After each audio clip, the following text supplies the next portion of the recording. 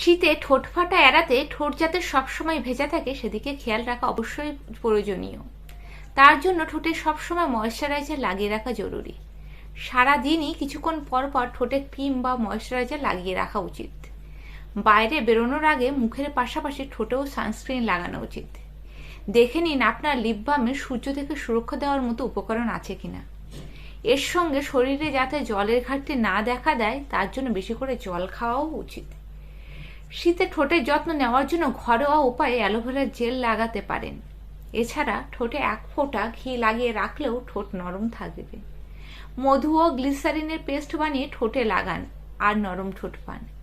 চিনি ভালো স্ক্রাবার হিসেবে কাজ করে এবং মৃত কোষ ঠোঁট থেকে তুলে ঠোঁটকে নরম করে তোলে। ঠোঁটে নারকেল তেল লাগালেও ঠোঁট নরম হবে। মাথায় রাখতে হবে, ঠোঁট শুকানোর জন্য বারবার ঠোঁটে জিভ দিয়ে ভেজানো উচিত নয়। এতে ঠোঁট ফাটে আরো বেশি। এর থেকে প্রচুর পরিমাণে জল খাওয়া আরো বেশি উচিত।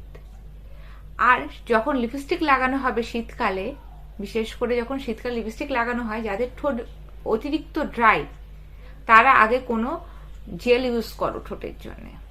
হ্যাঁ বন্ধুরা, কোনো জেল ইউজ করে তারপরে যদি লিপস্টিক অ্যাপ্লাই করো না, তাহলে ঠোঁটটা কিন্তু অনেকটা সফট থাকে।